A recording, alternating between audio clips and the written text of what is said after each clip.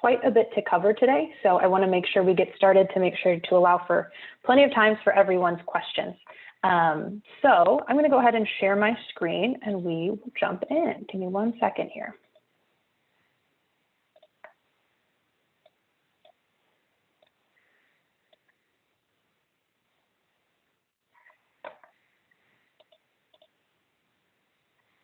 There we go. All right. Well, let's get started. So first I want to take a moment to introduce myself. My name is Catherine Dalton. I'm the university's Global Travel Safety Manager. So I support all of our travelers, faculty, staff, you all as students considering study abroad or international experiences, both while you're abroad or here as you're thinking about it and considering it. So that's my role. I want to thank your study abroad advisors for putting this together and inviting me here today. I know we all have a lot of questions, so this is a great time to make a little bit of time and space to answer those questions as we're all here today. There's quite a few of us here today. We are from Arts and Sciences, Olin, the Brown School, Sam Fox, McKelvey, and I think everyone's in kind of a different phase of their study abroad experience. I think some folks have put in applications, some are still curious. We've got folks who are looking to study in the fall, the spring, an academic year, or maybe something more personalized for a couple of our graduate students. So I just want to put that out there that this isn't just arts and sciences, this isn't just Sam Fox, and this is a university-wide event. So we'll be speaking a little bit more generally to kind of capture everyone's information needs, but there'll be opportunities later to kind of break that further down. So let's talk a little bit about why we're here today. So things have changed a little bit, and we want to make sure that you all have as much information as we can give you right now, and sometimes that's not information, it's just expectations or what we think might happen as you consider studying abroad in the fall, in the spring, anytime over kind of the next year. I know we all have a lot going on, so kind of taking the time to think about how could study abroad look differently for me right now and how does it affect my plans might not be top of mind, but as we move through the next couple of months, we just want to make sure that you've got kind of those considerations that we're thinking about in your head so you can think about them for you, for your program, for your plans and how that works for you. So that's what we're here to do today. We know that many of you haven't had to make commitments yet, and we want to have that conversation now. That way you're as informed as we can get you to be before you have to make any decisions or make any commitments. So some of you will have seen this already. Some of you will see this further down the line. But we've put together this sort of program agreement. I know it's a lot of text. Do not speed read it. What it boils down to is this. We've outlined a couple elements that are going to look a little bit different if you study abroad kind of in this morphing COVID-19 era that we want you to be thinking about. And they come down to these 7 or 8 pieces. The ones at the end aren't part of that program agreement or supplemental document that you'll see if you haven't already, but they are frequently asked questions we want to get to. So what we're going to do today is I'm just going to spend a little bit of time on each to give you a little bit of flavor and nuance of what each of them means and how they might apply to you or your study abroad experience. And then I'm going to open it up for questions. So I will say we have quite a bit to get through. So I'm not going to take questions throughout. I'm going to do my best to leave a good chunk of time at the end for you to ask your questions. If you have questions throughout, I'm just going to ask you to use the chat feature. You can message them directly to Whitney Morgan, and she's going to help compile and make sure that we get through the most frequent questions or some of the more kind of broad-based questions today. So just do me that favor. Don't unmute yourself to ask. Don't chat during because I might miss it. Just send it to Whitney and we'll get to your questions that way. All right, before we dig into this, I kind of want to ground us in our conversation today, set a couple guardrails and make sure we're all on the same page here. So first of all, I know this is what we're all looking for. Is there a decision announcement today? That's not what this presentation is. We're not making any announcements today, so I don't want anyone hanging on until 4:25 thinking that that's the last slide. We're not going to announce any decisions today. I've started every conversation, I think, since last February with this, not just our conversation today. I don't have a crystal ball. I don't have tea leaves. I wish I did. So today I'm not going to spend much time giving you any likelihoods, probabilities. I think this place will be reopened. I think you'll be able to get here. That's not the purpose of today. The purpose of today is to give you a couple things to really think about for yourself and for you and your families as you make these decisions about studying abroad over the next year or so. Along that same line, I'm not going to give program-specific guidance today. So if you're planning to study in Rome or in New Zealand, wherever it may be, I'm not going to speak to those specific destinations or those specific programs. It's going to be pretty broad brush today, but there's a lot to think about. So it's still going to be valuable, even if we're not getting into the nitty-gritty pieces. There's also another reason for that. Things are going to change over the next couple of months, right? And I can't predict that. It would be irresponsible of me to come and say, here's what you can expect, because we don't know those details yet. It's going to change again and again and again. So this is more just kind of a framework for you to think through. Any program-specific guidance I give you today on March 4th isn't going to hold by the time that you would depart in the fall or the spring. That said, this isn't the end of the discussion. So if programs do move forward for the fall or the spring or whenever you're planning to study abroad, there will be more opportunities both for you to talk to your study abroad advisor, of course, for us to talk and to answer those questions further down the line. So don't feel like you have to walk away from today's session knowing absolutely everything to make your decision. That's not the case. And then finally, there's no judgment in today's discussion. I'm not here to scare you. We're just here to be realistic about what could be out there and what you need to think about. This looks really different, right? If you've had friends study abroad in the past, if you've had siblings study abroad in the past, if you've dreamed of studying abroad and you have this really particular picture about it, it likely won't look like that. So it's important that as we think through this, you think about how these changes may impact you, what you wanted to set up for your experience, and just what kind of experience you want to have. How flexible can you be? How flexible do you want to be? Things like that. So with all of those ground rules, we will go ahead and get into a couple things for you to think about. So first, I don't want to spend too much time here, but I know some of you have had your applications deferred already, right? You applied to study this spring, last fall, last summer, things like that. But the university's made certain decisions and we continue to make decisions around study abroad. And I just want to give you a 30,000-foot view of what that looks like. So first of all, we use professional and reliable information sources to make these decisions. That means Department of State, CDC, other countries' departments of state, other countries' CDCs, their local public health guidance, things like that. We work with our emergency security assistance provider who works globally, International SOS, for advice, things like that. I know some of us may know folks who are traveling internationally right now and they can get in here, they had this experience, and that's helpful in some perspectives, but when we make these institutional decisions, we're really looking at those information sources.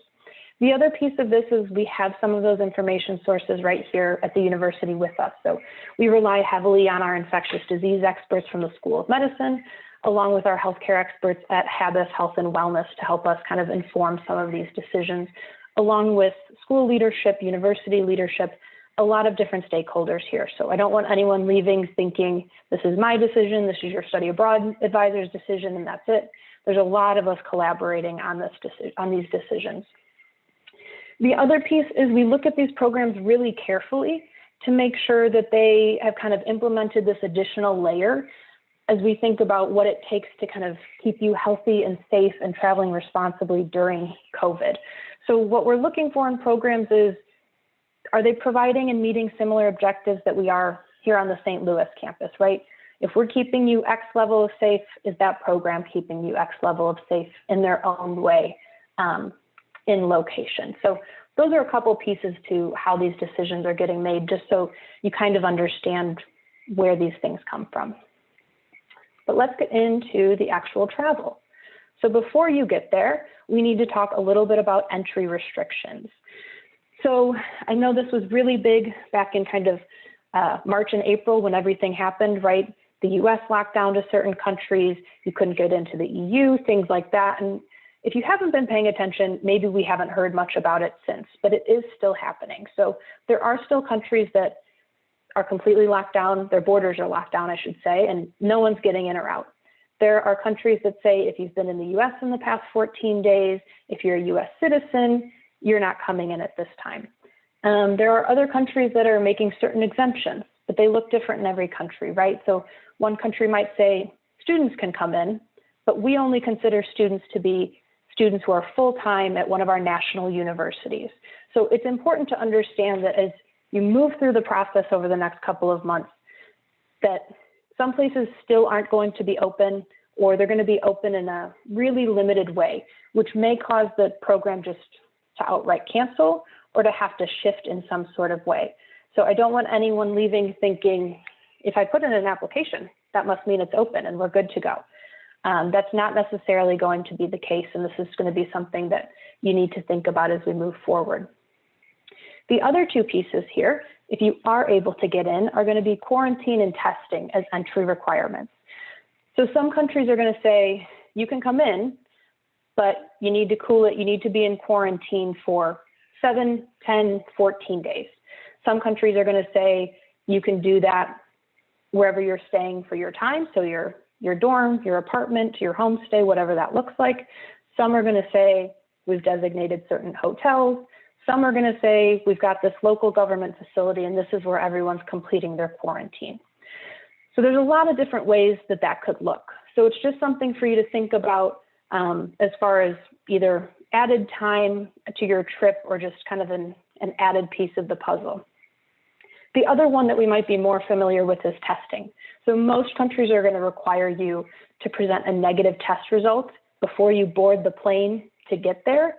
Every country is going to be different about what kind of test, how recent the test has to be, and those types of things. These are all details that your study abroad advisors will be able to help you with closer to. Anything right now may be very different by that time. So I wouldn't kind of focus on those details today, but just something for you to think about.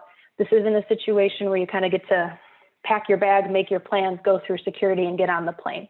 There's going to be some extra pieces to this process that it's going to be important for you to think through and again, be flexible about. They could change as you're getting there. You could land and they give you different guidance than what you understood, and being prepared to be flexible in those ways. So just wanted to talk a little bit about entry restrictions because the actual act of getting places and getting around right now is going to look a little bit different, if not very different. All right, I am going to move on to local conditions. So this is going to be something that's really going to impact a lot of your time, right? It looks just like everything else, very different everywhere, but I wanted to highlight a couple pieces and give a couple examples of what we've seen in different countries. So first of all, just masks and PPE. PPE being personal protective equipment. So there are going to be countries that are a lot more strict about masking than we are here in St. Louis or here in the US. They're going to say when you walk out the door, your mask is on and it doesn't come off until you're back in your home. There's going to be places that are really enforcing distancing in a different way, that are really enforcing gatherings in a different way. So understanding what that means, where you are, and how you adhere to that local guidance. The other piece that, again, we're not as used to anymore here in the US, but in some countries is still a very prevalent tactic to reduce transmission, is restrictions on movement. So the strictest way we see this is stay-at-home orders and lockdowns, right? There are still countries that'll do this on a short-term basis if they see an uptick in a certain neighborhood, in a certain district, things like that. So understanding that it is possible within your time that if there were an outbreak or some sort of kind of change in conditions, that a local jurisdiction, a country, whomever it may be, the government may say, you're not leaving your home from this time to this time. They could be a little bit looser of you can move freely within your neighborhood, within your district, within your city, but we don't want you going into this region. I spoke with a program director, I believe in Madrid a couple weeks ago, and he said, I can't cross the street. I live on the border of my neighborhood. The other neighborhood across the street is having an outbreak, so they're really locked down. If I go to the other street, I can get around, but I can't go in that direction. So really understanding what those movement restrictions could look like and just how you'd feel about experiencing them and navigating them while you're abroad. Another thing is just business and venue closures. So we see this a little bit here at home, especially with restaurants and bars and things like that. But in other countries, there's just a lot of different ways to treat this, right? If you've got a particular museum or library or other attraction that you're really set on seeing, there's a chance that it may be closed while you're there. It may only be open during certain hours, on weekdays, on weekends, things like that. The government may say you can only do certain activities during certain times. Again, there's a broad spectrum on these things, but it is important to understand that just because you're going doesn't mean everything's open and normal. It's important to really be able to kind of plan and understand how your day-to-day could be affected. Finally, the last two here, curfews, we've talked a little bit about it. Some places are still using curfews and may continue to use them, of taxis stop running, restaurants close, bars close, things like that at certain times. These things can come up with little to no notice, so you might have plans and then you don't have plans for that night because things have shut down. So just thinking about how that would affect your experience. Finally, like anything else, there's consequences for breaking the rules, right? When you're abroad, we think about this in a lot of different ways, but there are countries, there are cities that are enforcing these mandates and these restrictions as laws. So you could incur a fine if you aren't wearing your mask as you're supposed to, or if you're on public transit and behaving in a way that you're not supposed to. A couple months ago, I think we all heard the story of the woman who, I think she went to the Caribbean to see her boyfriend in some competition, broke quarantine and was arrested.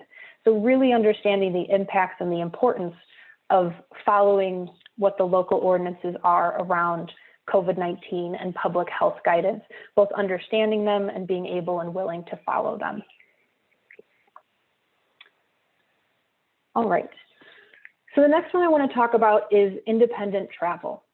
And first, let me define independent and personal travel for you here. So this is times where you've got spring break, you've got fall break, a long weekend, you don't schedule classes for Monday and Friday so that you can go out and you can travel on your own. That's the kind of travel we're talking about here. We're not talking about if your program organizes a day trip.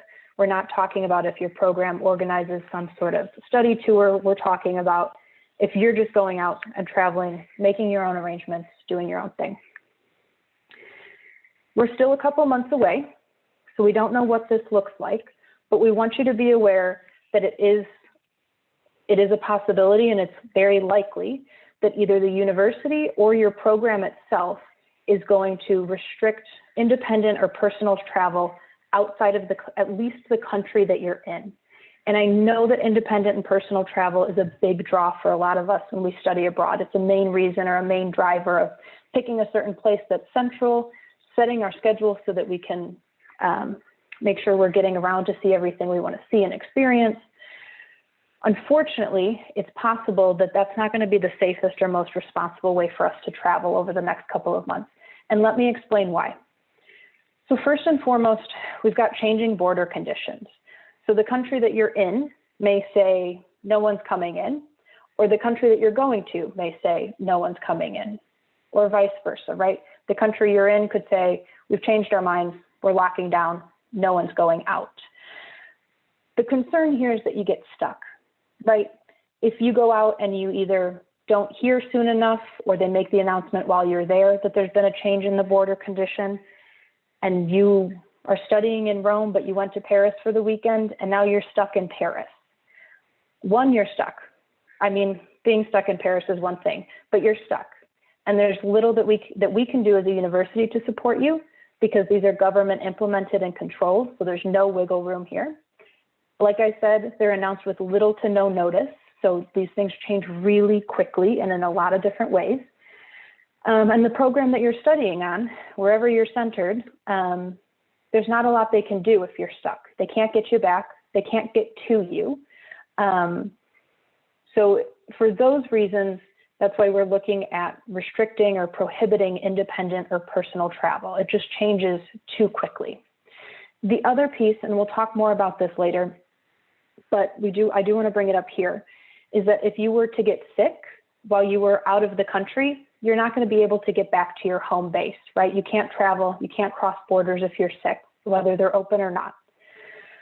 And that's going to be really challenging because the program can't get support to you and you're just kind of on your own, sick, in a place that you only plan to spend a couple days in. Additionally, even if you feel fine, but you're required to take a test to get back into the country that you're staying in, and it comes up positive, they're not going to allow you to re-enter.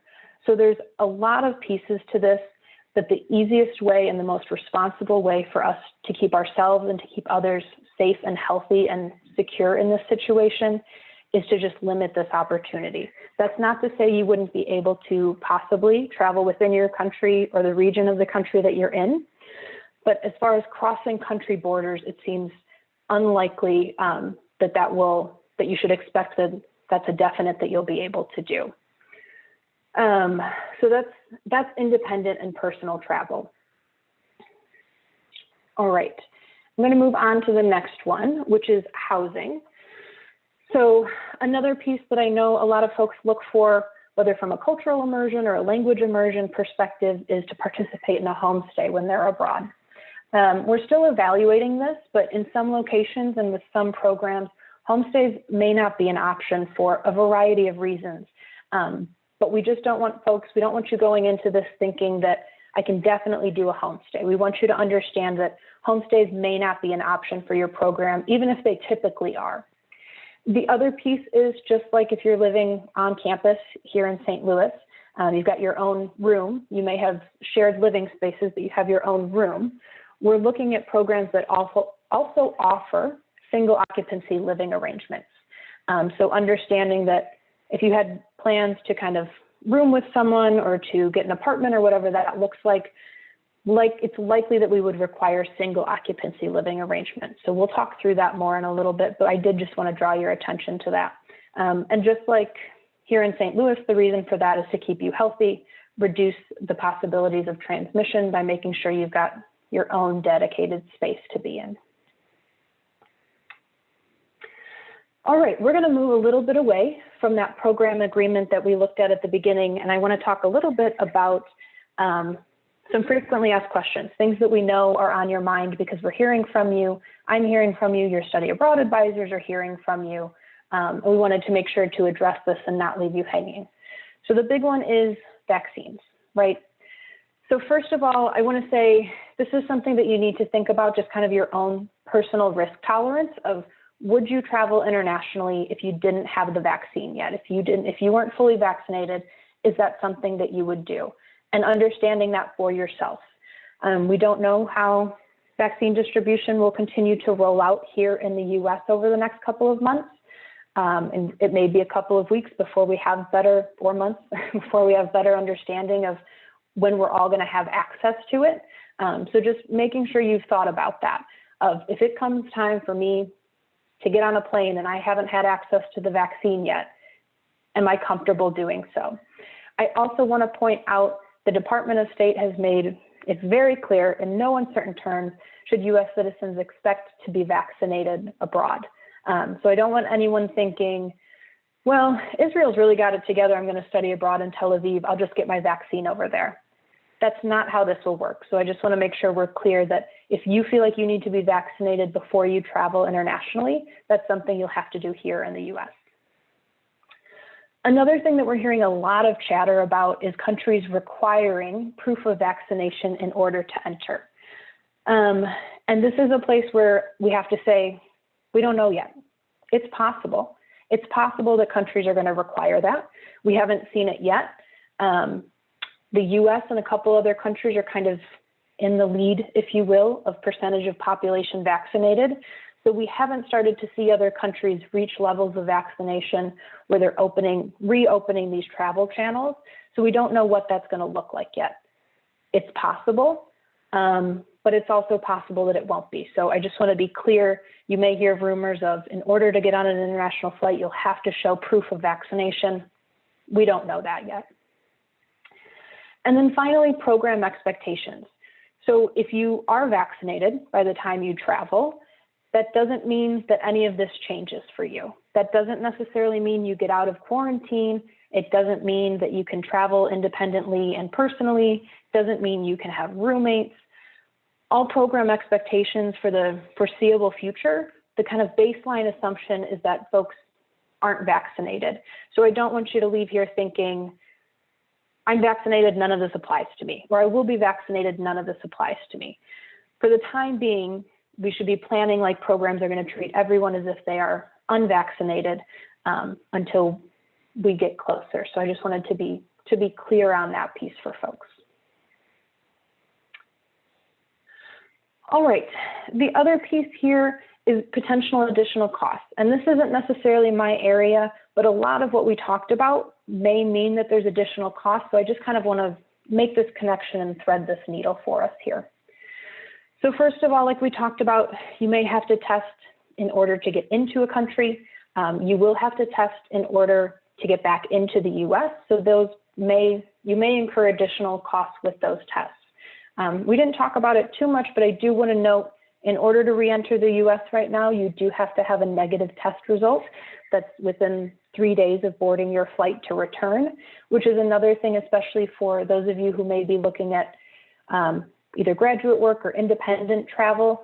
We'll have to look really carefully about, can you get a test with that quick of a turnaround time where you are in order to re-enter the US. But that's a bit of an aside from the potential additional costs. The other pieces here, so as you may know, last spring, we recalled all of our study abroad students, right?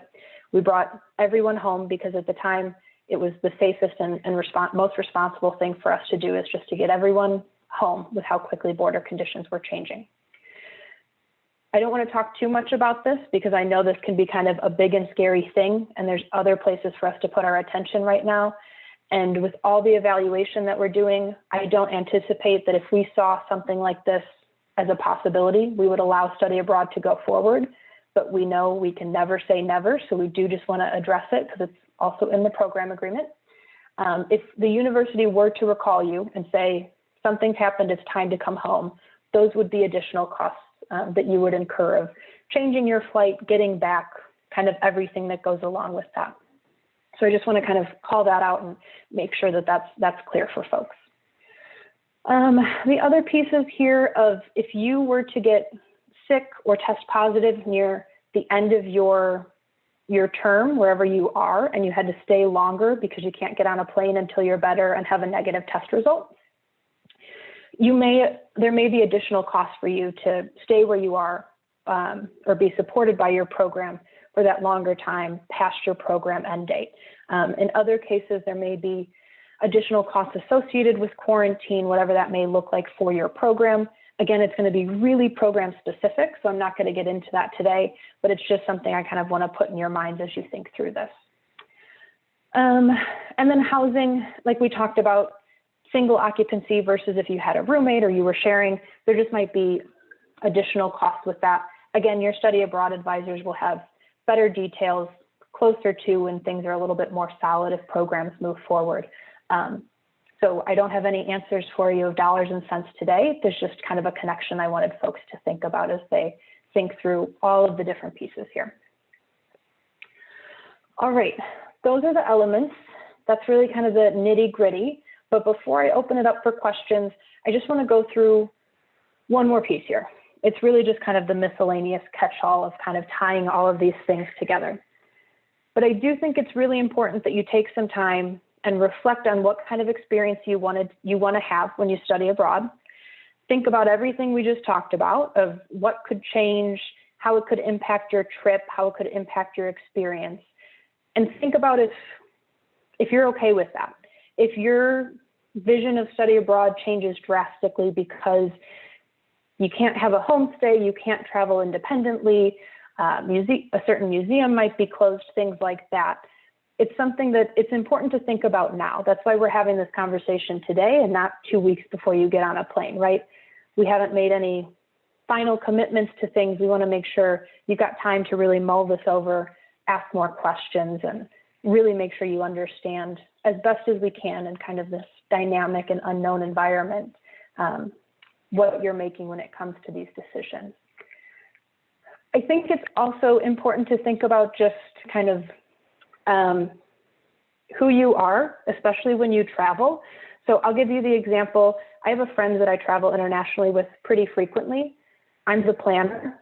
I set the itinerary. I make sure we get places and we know how to get places. She's very go with the flow. we're out on an adventure, we'll get there, I'm not worried about it.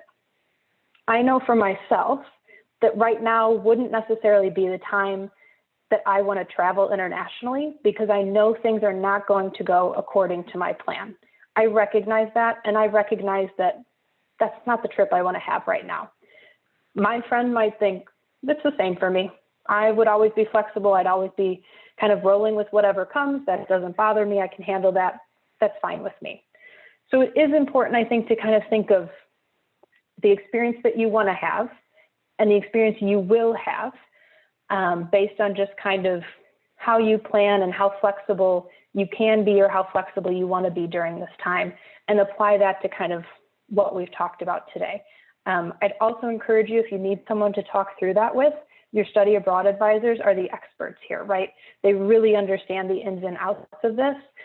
So don't hesitate to reach out to them to have those conversations and just think through some of those pieces.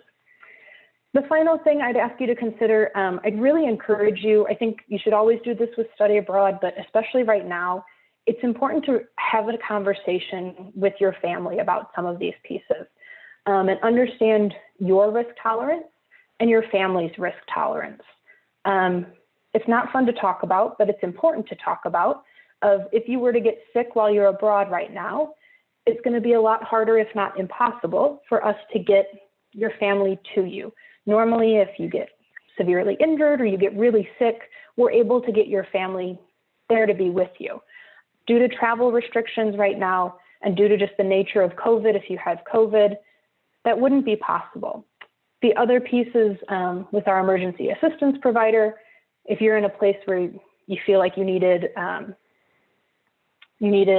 healthcare worker who spoke English, if you're in a place where your healthcare worker isn't speaking English, normally we could get that to you. Again, with COVID and travel restrictions, that's not necessarily the case. So this is an important conversation to have with your family of, I'm taking different risks while traveling, while COVID is still prevalent and COVID is still circulating in the way that it is. And is that a risk that I'm up for and that we're willing to take as a family, and how will we navigate that?